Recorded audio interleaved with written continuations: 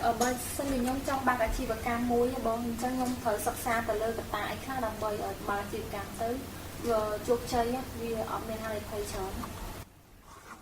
យើងចង់បើកអាជីវកម្មមួយយើងសិក្សាលើកត្តាពីរយ៉ាងកត្តាសំខាន់ទី1គឺខ្លួនឯងកត្តាសំខាន់ទី2គឺអ្នកដទៃហ្នឹងគឺទីផ្សារឬក៏សង្គមឬក៏ផែនដីឬក៏ពិភពលោកបាទតើខ្លួនឯងយើងហ្នឹងយើងត្រូវសិក្សាយ៉ាងម៉េចយើងមើលថាខ្លួនយើងហ្នឹងមានអីដែលពិសេសបំផុតយើងចេះខាងអីច្រើនជាងគេយើងបកកែអីខ្លាំងជាងគេយើងកុំគិតលើរឿងលុយយើងត្រូវគិតលើរឿងសមត្ថភាពរបស់យើងសំខាន់ជាងអ្វីៗទាំងអស់សមត្ថភាពរបស់យើងចែកចេញជាពីរយ៉ាងទី1យើងហៅថាជំនាញទី2យើងហៅថាចំណេះដឹងចំណេះដឹងក៏គេហៅថាសមត្ថភាពជំនាញក៏គេហៅថាសមត្ថភាពមានជំនាញក៏មានន័យថាយើងមានសមត្ថភាពមានចំណេះដឹងក៏មានន័យថាយើងមានសមត្ថភាពហើយចំណេះដឹងនិងជំនាញហ្នឹងវាខុសគ្នាជំនាញមានន័យថាយើងចេះធ្វើអ្វីមួយពិតប្រាកដឧទាហរណ៍ថាចេះ typing អាហ្នឹងហៅថាជំនាញចេះរដ្ឋបាលអាហ្នឹងជាជំនាញចេះកណន័យអាហ្នឹងគឺជំនាញចេះឆ្លាក់រូបអាហ្នឹងក៏ជំនាញចេះគូររូបក៏ជំនាញចេះ computer ជួសជុល computer សរសេរ program អាហ្នឹងក៏ជាជំនាញចេះបដាល់ចេះតតបាល់អ្វីដែលយើងចេះធ្វើដែលយើងត្រូវតែធ្វើ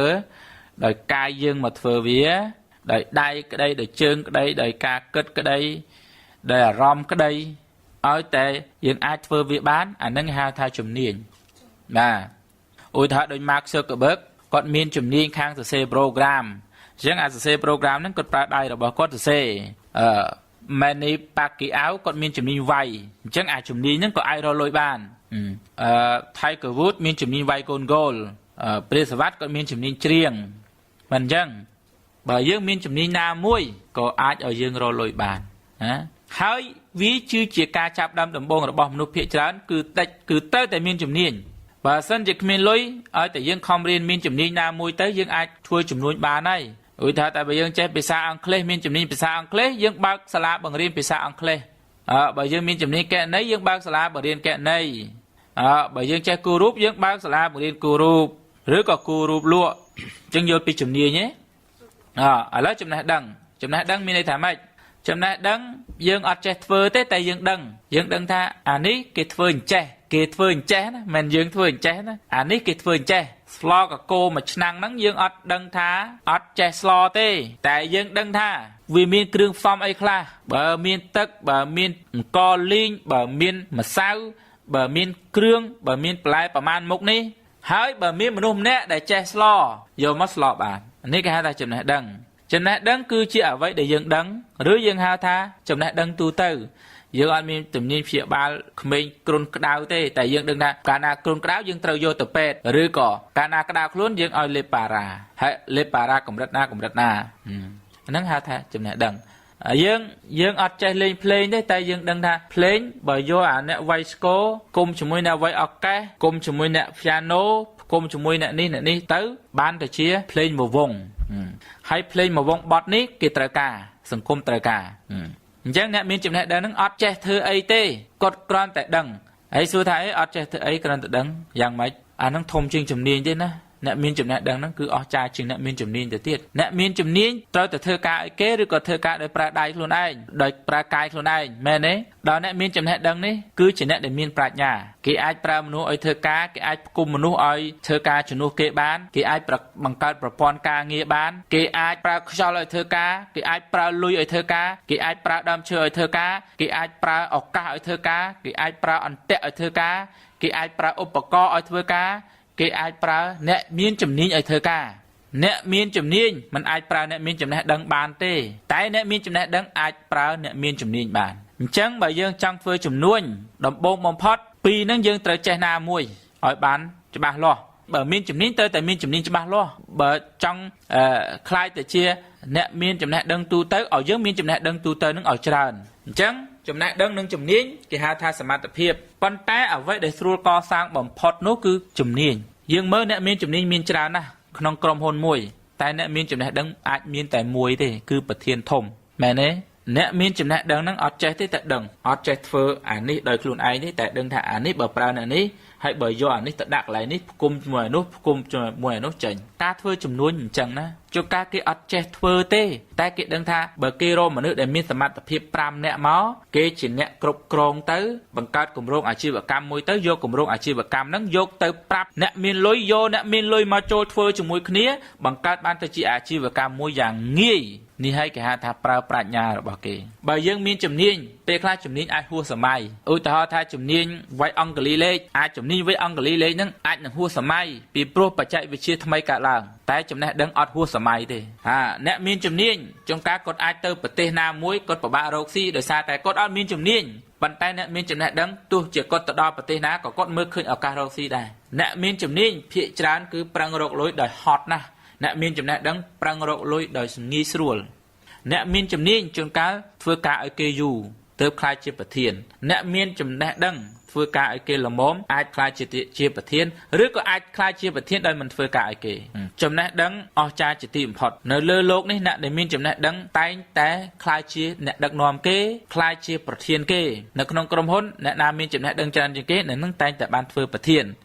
ហើយបើយើងនិយាយអំពីនយោបាយវិញគឺអ្នកណាមានចំណេះដឹងច្រើនជាងគេតែងតែបានធ្វើអ្នកដឹកនាំធំជាងគេណាបាទអញ្ចឹងសួរថាដើម្បីឲ្យយើងធ្វើអាជីវកម្មមួយបានយើងត្រូវធ្វើម៉េចយើងត្រូវធ្វើអាពីរនឹងឲ្យចេញអាពីរនឹងគឺថាទី1យើងត្រូវមានជំនាញឬបើយើងអត់មានជំនាញយើងត្រូវតែមានចំណេះដឹងត្រូវតែមានណាមួយហើយបើអត់មានទាំងពីរនឹងយើងមិនបាច់ធ្វើអីទេយើងក្រាលកាទេលដេកទៅដេកចាំថ្ងៃស្លាប់ឬក៏ដេកចាំម៉ែឪដាក់អីហូបទៅនេះបើយើងចង់រកស៊ីអញ្ចឹងក្រោយអានេះឲ្យគេហៅថាការវិនិយោគមកលើខ្លួនឯងការវិនិយោគមកលើខ្លួនឯងមានន័យថាត្រូវធ្វើឲ្យខ្លួនឯងពោពេញទៅដោយផលិតផល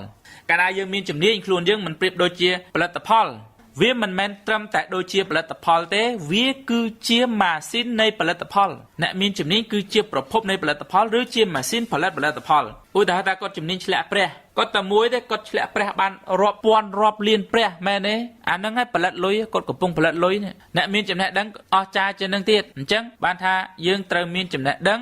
ឬក៏មានជំនាញហើយបើមានទាំងពីរកាន់តែល្អមនុស្សភាគច្រើនគេកសាងជំនាញមុនឧទាហរណ៍ថាគេជំនាញលក់អញ្ចឹងទៅគេលក់បានលុយទៅគេចាប់ដើមរៀនសូត្រមានចំណេះដឹងគេយកលុយរបស់គេទៅប្រើគេជួលមនុស្សដែលមានសមត្ថភាពមកប្រើគេយកមនុស្សដែលមានជំនាញមកប្រើហើយគេបានឡើងទៅជាអ្នកដឹកនាំឬក៏ប្រធានធំវិញហើយឬក៏គេអាចដើរចោលក្រុមហ៊ុនរបស់គេក៏គេនៅតែដើរក្រុមហ៊ុនរបស់គេនៅតែដើរចំណុចដំបូងក្នុងជីវិតរបស់យុវជនកុំបារម្ភរឿងរកលុយពេកត្រូវកសាងសមត្ថភាពឲ្យបានសិនមនុស្សភាគច្រើនណាចេញទៅរកស៊ី100នាក់រកស៊ីបាន3ខែអស់50នាក់បរាជ័យ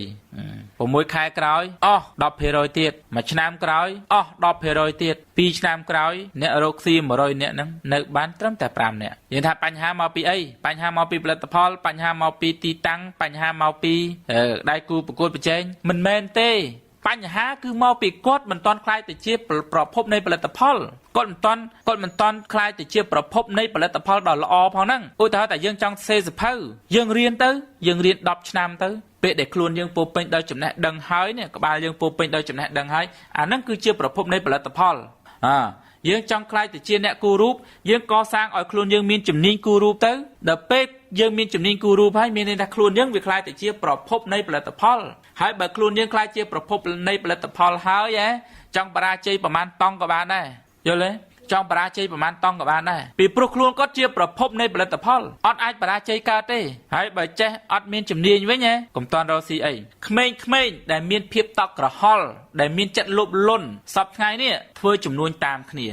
ឃើញគេរកស៊ីមានរកស៊ីដែរឃើញគេរកស៊ីមានរកស៊ីដែរធ្វើបែបនេះវាជាការកសាងទ្រព្យសម្បត្តិដោយមិនកសាងមូលដ្ឋាននៃទ្រព្យសម្បត្តិប្រៀបដូចយើងកសាងអគារមួយដោយអត់ចាក់គ្រឹះបើយើងកសាងខ្លួនយើងឲ្យមានជំនាញឬក៏ចំណេះដឹងច្បាស់លាស់អស់ហើយយើងចេញទៅរកស៊ីអត់ចាំបាច់ប្រើលុយ1រៀលក៏បានណាពីព្រោះអាសមត្ថភាពជំនាញនិងចំណេះដឹងរបស់យើងនឹងវាមានតម្លៃជាងលុយទៅទៀតបើសិនជាយើងមានជំនាញធ្វើឡានច្បាស់លាស់ប៉ាកែធ្វើឡានដូច Henry Ford អញ្ចឹងអ្នកណាមិនចង់បានយើងមែនទេបើយើងមានចំណេះដឹងតាក់ទងនឹងការបើកធនាគារការដឹកនាំធនាគារការគ្រប់គ្រងធនាគារការបង្កើតធនាគារអស់ហើយអ្នកមានលុយណាស់ដែលមិនត្រូវការយើងណាបើយើងមានចំណេះដឹងនិងមានជំនាញហើយចាំយើងចេញរកស៊ីហើយអាយុរបស់យើងប៉ុណ្ណឹងកុំបារម្ភណាអាយុរបស់យើងត្រឹម20ឬក៏30ឆ្នាំកុំបារម្ភ យើងខំប្រឹងកសាងសមត្ថភាពឲ្យคล้ายទៅជាប្រភពនៃលុយសិនឲ្យคล้ายទៅជាប្រភពនៃផលិតផលសិនឲ្យคล้ายទៅជាដុំមាសសិនឲ្យคล้ายទៅជាម៉ាស៊ីនផលិតលុយសិនចាំចេញទៅរកស៊ីទៅវាអត់ត្រឡប់ដំដងបាក់កកអ្នកខ្លះរៀនបានបន្តិចតួចចេះដឹងបន្តិចតួចចេញទៅរកស៊ីដាក់ 20000 ទៅអស់លីងមកធ្វើម៉េចចាប់ដើមធ្វើការទាំងហប់ណាកុំតក់ក្រហល់ពេកចង់កសាងអាគារ100ជាន់ណាចំណាយពេលបុកគ្រឹះឲ្យបានរឹងមាំសម្រាប់100ជាន់សិនណាសម្រាប់100ជាន់សិនបើយើងមិនធ្លាប់បរាជ័យទេបើយើងមិនធ្លាប់ធ្លាក់ចង្ហុកទេបើយើងមិនធ្លាប់ជួបបញ្ហាទេកុំតល់អាលអថាជោគជ័យក្នុងជំនួញ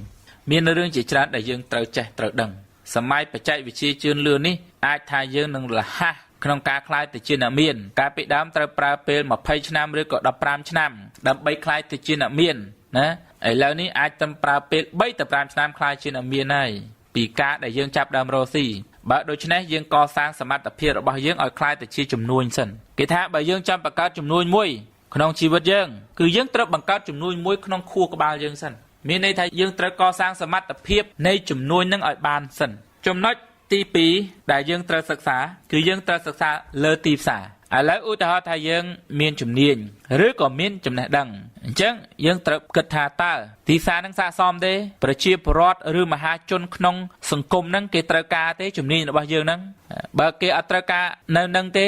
យើងទៅលក់កន្លែងផ្សេងទៀតឧទាហរណ៍ថាយើងមានជំនាញធ្វើ nuclear រដ្ឋាភិបាលយើងអត់ត្រូវការយើងតោះទៅកន្លែងអាគឹមចុងអ៊ុនក្រៃលោវាជួលយើងមួយខែ$1លានអីអញ្ចឹងបើយើងមានជំនាញហើយយើងត្រូវសិក្សាមើលថាតើជំនាញរបស់យើងប្រជាពលរដ្ឋមហាជនសង្គមទីផ្សារនឹងត្រូវការទេបើអត់ត្រូវការទេយើងទៅរកមើលកន្លែងណាដែលគេត្រូវការហើយយើងទៅរកស៊ីកន្លែងនោះតែបើយើងមានចំណេះដឹងវិញគឺយើងត្រូវបង្កើតឲ្យគេត្រូវការយើងរៀបចំការធ្វើជំនួយនឹងឲ្យគេត្រូវការឲ្យគេចង់បានរបស់យើងហើយកុំបារម្ភថាយើងអត់ចេះកណន័យយើងអត់ចេះរដ្ឋបាលយើងអត់ចេះស្អីដឹកនាំកុំបារម្ភកន្លែងហ្នឹងតែកាលណាយើងមានចំណេះដឹងហើយស្អីក៏យើងអាចធ្វើបានដែរហើយបើយើងគិតថាវាជាបញ្ហាបើយើងអត់មានជំនាញវាជាបញ្ហាបើយើងអត់ចេះគ្រប់គ្រងវាជាបញ្ហាបើយើងអត់ចេះរដ្ឋបាលវាជាបញ្ហានេះមានន័យថាយើងមិនទាន់មានចំណេះដឹងទេបើយើងជាអ្នកមានចំណេះដឹងអត់បារម្ភបញ្ហាហ្នឹងទេបើយើងជាអ្នកមានចំណេះដឹងមានន័យថាយើងអាចប្រើគេបានហើយយើងយល់ដឹងហើយអញ្ចឹងដើម្បីធ្វើជំនួយអត់ចាំបាច់ចេះភាសានេះចាំបាច់ចេះភាសាច្រើនអត់ចាំបាច់ចេះជំនាញនេះជំនាញនោះក្នុងករណីដែលយើងមានចំណេះដឹងហើយអត់ចាំបាច់ចេះធ្វើផែនការធ្វើអីទេរឿងហ្នឹងអាចជួលគេបានមែនទេបើ